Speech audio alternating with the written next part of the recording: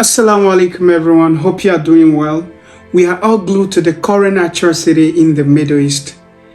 The conflict between Israel and Palestine, which has resulted to the loss of thousands of lives and properties, and the displacements of tens of thousands of Palestinian civilians. However, Israel is using Hamas's attack on October 7 as the main reason to invade and bomb the Palestinian civilians. How it all started?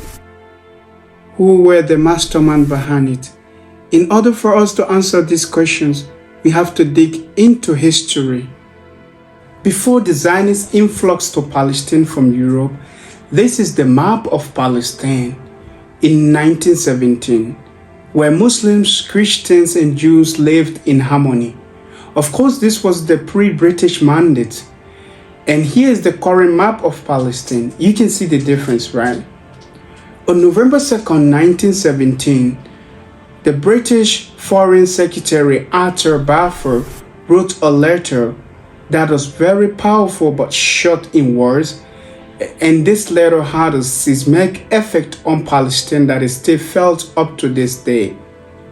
The letter was welcomed by the British government and also by the leader of the Zionist movement, who was Theodore Herzl.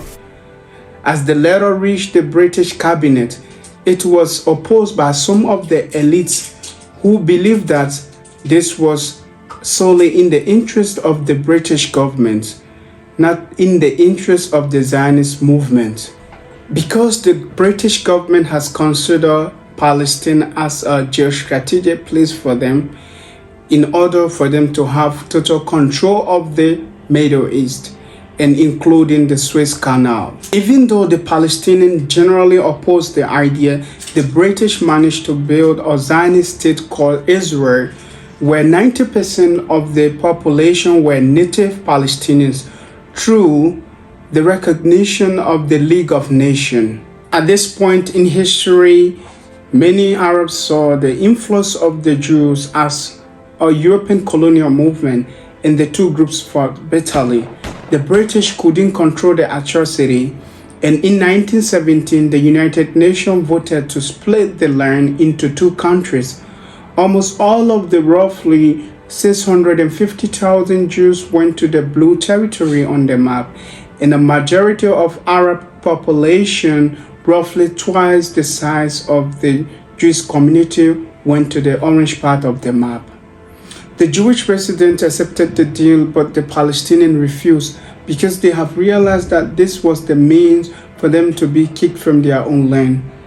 They continued the fight, but they were defeated by Israel because of their support from the West.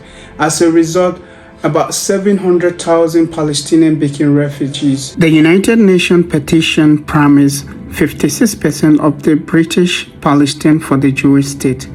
By the end of the war, Israel has possessed 77% of everything except the West Bank and the eastern quarter of Jerusalem, which was controlled by Jordan, and the Gaza Strip, which was also controlled by Egypt. This left Israelis with a state, but not the Palestinians.